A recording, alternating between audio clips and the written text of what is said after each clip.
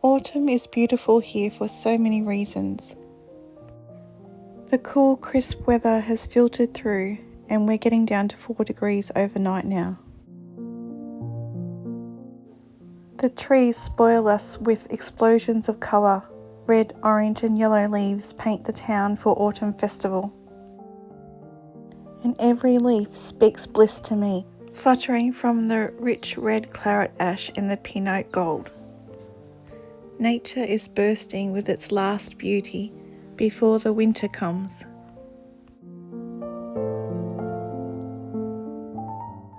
Hot cups of tea under cuddly blankets, and we've started to put the fire on overnight now. If you've been following us along in our journey, you'll know that my son and I both had surgery recently, and my son was tested for leukemia, lymphoma and a whole heap of other things. And the results have come back that he doesn't have lymphoma or leukemia, but they don't quite know why he is lacking and deficient in so many different vitamins and minerals. And so he has to continue taking all his vitamin and mineral supplements, but we also need to try to make sure he's eating as much green leafy vegetables as possible. And he also needs to gain 20 kilos. That's a lot of weight. And since he's been low in vitamin C and K, I've decided to make another silver beet, leek, mint and parsley slice. Silver beet and leek have great amounts of vitamin C and vitamin K, as well as folate and iron, which he's also been low on. If you've been watching along with us on our journey, you'll know that we've just planted some mint, and I'm happy to say that we're finally able to do a little bit of harvesting from the mint plant. We've planted our mint in a wheelbarrow because it can spread underground quite rapidly. And there are about 24 different species of mint. I didn't know that. And parsley is also another great source of vitamin C and vitamin K as well. And so our son Eli has also had issues with his levels of platelets and white cells and blood cells and all of that. And iron and B12, it's been never ending.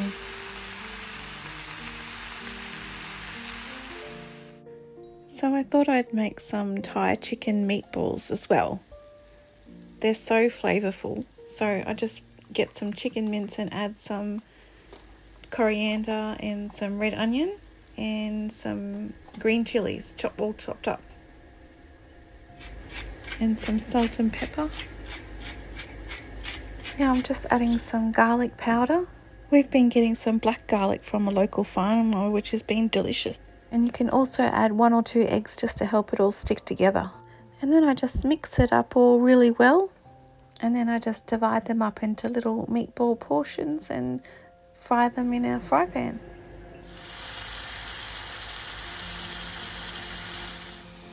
So you can serve them on their own, keep them on hand for meal prep, or throw them in a delicious sauce over rice or noodles for a main meal. I used some sweet chili sauce that I made a couple of weeks ago on top of ours. A quick update on the things that are happening in the garden. This is our loquat. It seems to be going brown in a lot of areas, which is a bit scary. Apparently this is caused by hot, dry weather, so hopefully it'll go away.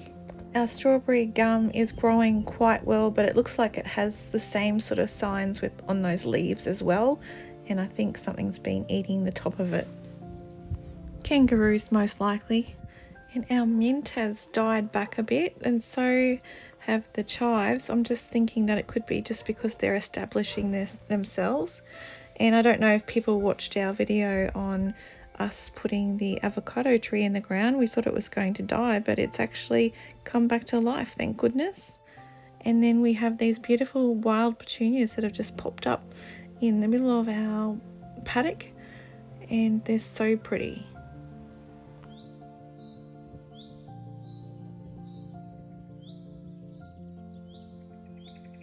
Our wattle trees are still growing, but they're growing very slowly. And as the sun sets for the day. I drink in the beauty of the world around me. Some warm cabbage and chicken soup is great for a beautiful night like this, and then some fruit salad. And when I'm finished giving a little bit of love to myself, I try to cover all the people I love with the same brightness, and then I try to send it out to the world.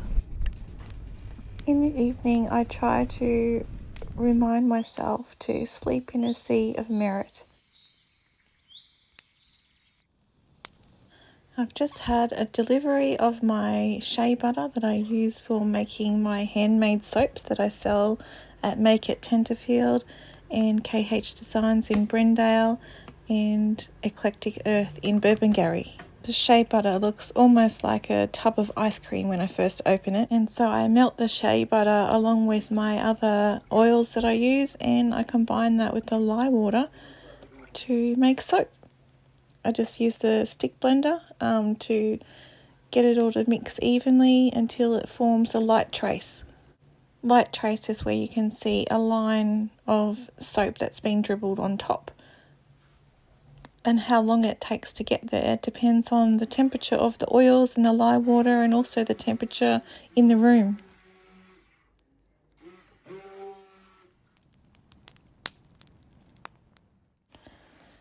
I add some sodium lactate into my soap usually. Sodium lactate is a natural salt of lactic acid, and it is usually produced by fermentation of sugar, or such as corn or beets. And it just helps the soap harden and come out of the mold a lot easier. This soap I'm making is called Boho Dreams, and I'm just adding lots of soap shavings of lots of different colours and essential oils to the mix. And when you cut into the soap later on, it just has a beautiful colour of different speckles of colour throughout the soap, which is really pretty. I'll show you when I cut them up tomorrow.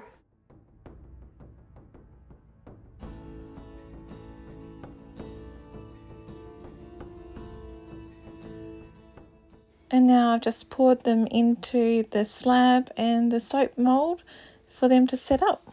When you're working with lye, you need to be really careful because you can get this lye burn if it gets onto your skin, or even if the soap that hasn't saponified properly over the first few days can burn your skin. So you need to be really careful. And this is what the top of the Boho Dreams soap looks like. I've been slow cooking some pork shoulder that I've made a coleslaw to go with it, and we've just had them in burgers.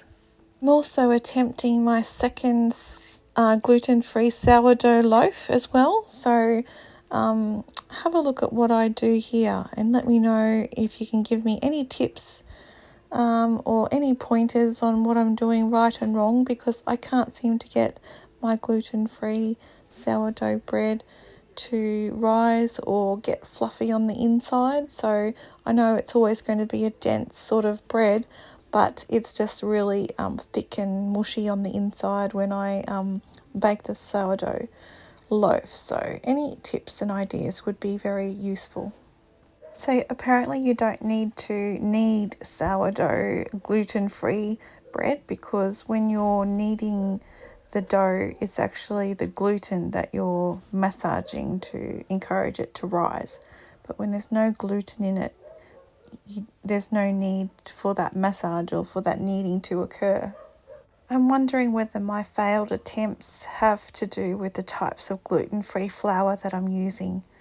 And so I've changed the gluten-free flour I'm using now in my sourdough mix to add rice flour now instead of the gluten-free flour I was using before, to see if that makes any difference at all.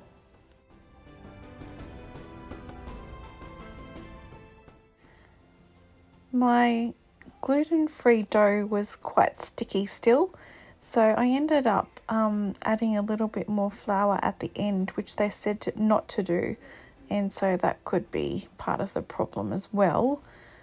But yeah, this is what it looks like when I put it in the oven to bake.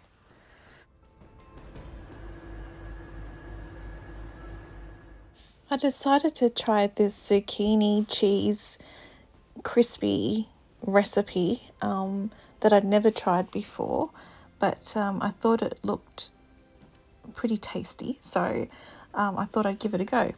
So the idea is to add salt and pepper at first to the sliced zucchini pieces.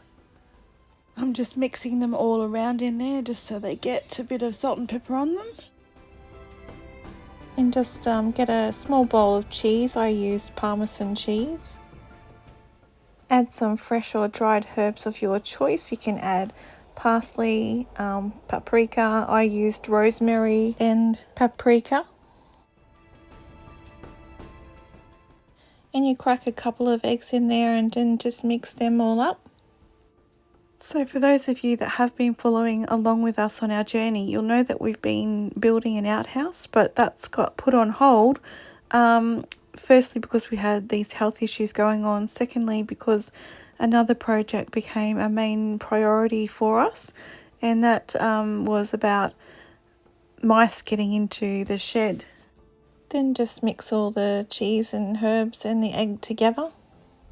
So the mice got in and damaged and ate some of our food, and so we've had to securely store that away now, and we're just looking at putting some gutter guard on top of the roof of the shed to try to keep them out that way as well.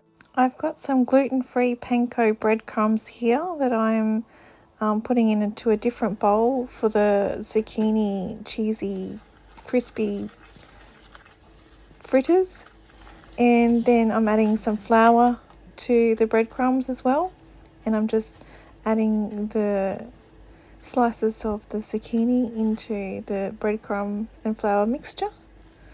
And then I'll add it to the cheese and egg mixture.